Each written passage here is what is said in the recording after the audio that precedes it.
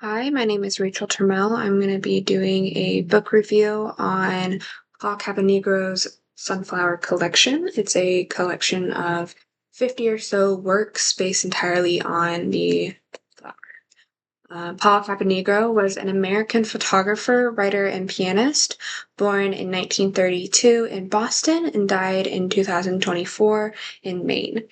He studied photography at California School of Fine Arts and later had his first solo exhibit in 1958. He featured several galleries over the span of his career while also teaching photography at Boston University. Over the course of his 70-year career, he received 2 Guggenheim Fellowships, 3 National Endowments for the Arts grants, and in 2001, the Royal Photographic Society's Centenary Medal and Honorary Fellowship. So I really enjoyed this book. It's very simple. It doesn't have a lot of words in it. Actually, it has no words in it except for the artist statement he provides at the beginning. But it's just a collection of all of his works. I do kind of want to read the artist statement for you. I think it's really impactful and it really speaks to what he has to say through his pictures. So here's a little artist statement. I'm gonna read it out because I think it's really important. A sunflower came as a gift from a friend and quietly took its place on my windowsill. It seemed content, as nature's marvels usually are, with whatever notice it might receive. But I passed it several times a day and glanced each time towards its radiance. The flower began to grow less shy. It seemed to ask, if not demand, that I draw nearer and record its moods on film. Finally, I gave in and took the first step towards another world. As I dwelt upon the beauty of the sunflower, on its golden crown and ever-changing form, began to whisper a realism beyond the sensual mind, a realism magnificent and strange. Those whispers drove me to search for other sunflowers, and sunflowers became my obsession. I photographed them in fields and gardens and along the road. Unable to leave them there, I brought them to my studio. Sunflower resounded in me. I worked and lived with the sunflower by day, and at night it followed me into my sleep. Passionately, I traveled a path that was laid out for me from moment to moment. My camera focused on the earthly rays of the sunflower, while my mind focused on its otherworldly emanations. No longer seeing the familiar vegetable, I saw a petaled messenger whose words ringing like musical overtones I can more and more nearly understand. Inwardly, silently, I was asking to see that aspect of the sunflower which the physical eye could not. When I had worked among the sunflowers for several weeks, the buds and blossoms began to recede. Nature was withdrawing her sunflower into sleep until another season. The flowers I kept at my studio had dried. Again, their changed form, and I recorded and watched with awe as these transformations took place. The earthly vitality had left these flowers, but the shells had taken on an ethereal glow and appeared like ancient burnished medallions of the sun. That was his artist statement. Um, really impactful, and then you see a lot of what he's talking about in his photos. So I will proceed to the first one that really spoke to me. A lot of his pieces surprisingly don't have any sort of title or dates. They're just a collection of visuals. So I'm going to focus mainly on this one right here. Um, when I first saw it, I was really intrigued by how he captured the. This is one of the forming buds that hasn't quite yet bloomed yet, but then you also see in the background sort of captured a very blurry visual of the like a fully bloomed sunflower behind this not quite ready to bloom sunflower bud. I really enjoy how he captures like the negative of it. It's very dark around the edges, but then very bright. With the sunflower petals, and then as you get closer, you see a lot of the details and all of the petals that haven't unfurled yet. I really enjoyed it, and then paired with this one is sort of like a, you know, like a good pairing on this page, because this is a stem that we can see it's sort of backlit just enough that we can make out the tiny little hairs on the stem. I'm not sure the technical term of it, but this is sort of like, I kind of see this as the back of this one right here, because you can't see any of the petals. It's completely hidden by the negative space and the darkness that's sort of consuming, but you can tell that these are leaves and that it's not quite, like, you're not quite sure what it is, but then pairing it with this, you can really tell, like, he did a very good job of organizing Hicks pictures. I noticed that a lot. Towards the beginning of the book, we have a lot of these very similar negative space photographs, and then towards the end, he actually focuses a lot on the decaying sunflowers, which is really fascinating to see. He does talk about that towards the end when the sunflowers are sort of fading after their relatively long, short, however long he had them alive. The next one that I kind of really wanted to talk about was this pairing, specifically this one over here. These sunflowers are taken not in a studio like potentially the first ones were, or several others that are throughout the book, but these are taken in either a garden or a field, and they're very, you can tell they're outdoors because like the light is it's very bright. It's probably taken during the day. And you just get a lot of like fully bloomed sunflowers, but also a couple that probably have lost petals or not fully bloomed yet. And it's really beautiful to see them out in the wild.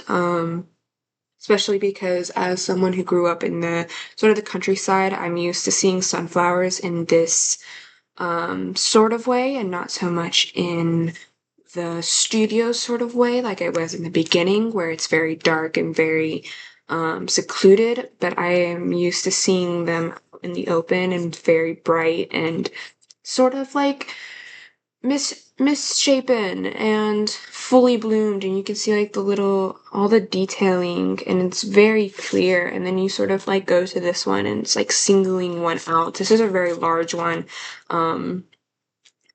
which I have found that sunflowers do come in different sizes. You have like your small regular sunflowers that you usually see being sold as like floral bouquets, and then you have like really large ones that are sort of similar to this, where they're the inside parts, I'm not really sure what they're called. They're very large. They're like the size of like your hand or so. So it's really nice because this one's also out in the wild. You can sort of tell by how bright the background is. And then you can like see like it has a very different feel than the ones that are taken in the studio. So I really enjoyed looking at these collections. He does have like a several of outside picture ones that really speak to how magnificent they are, not just in studios, but also in the wild and on the side of the road and stuff. The next ones, these are kind of hard to tell whether or not they're in a studio or in a garden, but I don't think it really matters. The lighting is perfect. We have a lot of like bright light hitting on them this way, but then you kind of have the shadows underneath. And like they really focus more on the frontal view of the flower instead of getting like a side view or behind picture. These are very much oriented towards just the flower in all of its beauty. I really like how he captures like the detailing of these flowers and like the centers and stuff, and how the composition really speaks. Like this one is just a singular flower, but you can like it's in the center of the frame. Well, it's sort of um, higher above, but it's very centered in the picture. And then you have these two, which are you have a pairing of two with like a couple of like little details of flowers in the background, but these two are very in focus, which I don't really have much to say about these two in particular, but I found them very, excuse me, sorry. I found them very beautiful, and how they were like composed and the lighting effects and the little like details. I think this is like a vase, so it probably is a studio picture. But you can't really tell with them because they're very evenly lighted, which is really nice to see. I just really appreciated the how they took center focus in those pictures in particular. And then we have these two, which are some of my favorites. These are very close up pictures, which I believe were mostly for capturing all the little details of the flowers. So we have this one, which is the petals. You get like a really close up. It's very elegant, very beautiful. And because these pictures are in black and white, it looks like these petals are like a silky, like white color instead of the yellow that we usually see with sunflowers, which it speaks so much of the elegance that is in these delicate little petals. And then we go over here on this side, and you get like all the rough textures of the inside circle of the sunflower. And you have like the little stems, and then you go into the petals, which are beautifully like surrounding this like rough texture. And they're very poised, very elegant. And I just think these pairings in general are very like you are getting up close to these sunflowers and not just taking pictures of them in full. He was really focusing in on the details and like capturing the individual beauties of each part of the sunflower instead of the sunflower in whole. And then one final page that really spoke out to me. It's another one of the close-up pictures, specifically this one. It's very different. This is like the true inner circle of the sunflower, and you have like you see all these like little white specks, and I'm not really sure what they are, but there's so much detail in these sunflowers, which is so beautiful to me.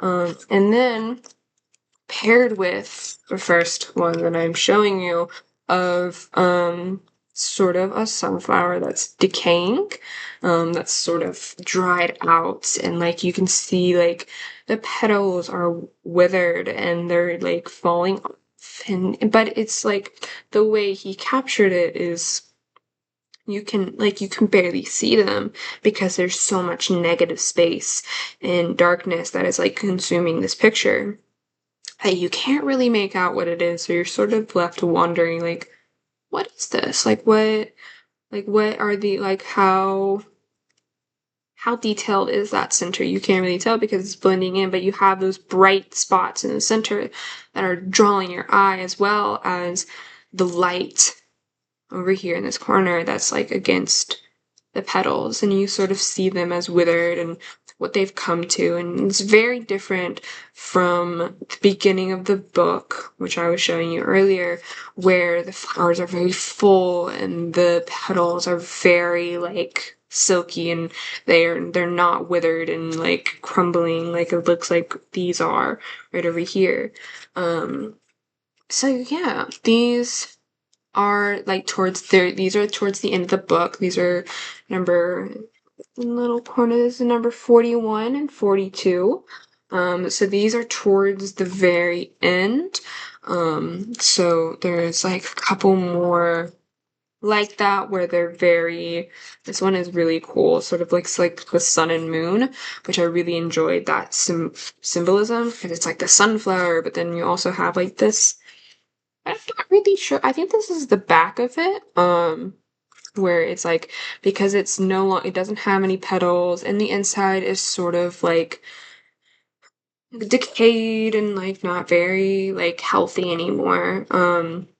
It looks very much like a sun, which is, they're called sunflowers because they're like these big giant yellow flowers that always turn towards the sun when they're healthy and they're growing, and they turn towards the sun to get the full natural light. And now that the petals have fallen off and it's sort of died and dried up, it looks very much like a sun. And then when you turn it around, I'm pretty sure this is the part that connects to the stem.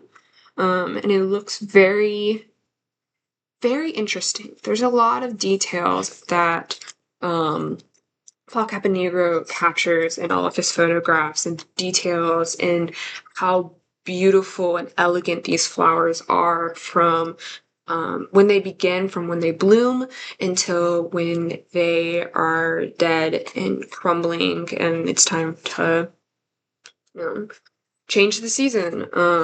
But he captures that really well in all of his photographs, in the entire series of them. Um, the only thing I do wish that he did, which I understand why he doesn't, it sort of takes away from it, but I am a type of person who, if I find like a picture that I really like, I like knowing the title and when it was created, so I can go back and look it up afterwards. But none of these have titles or dates or anything like that. I'm not actually really sure when he did this gallery in the first place. I just know that it took him a couple weeks to do, because he said that in his artist statement. He talked about how it only took him a couple weeks, maybe a month or two at most, to capture these pictures.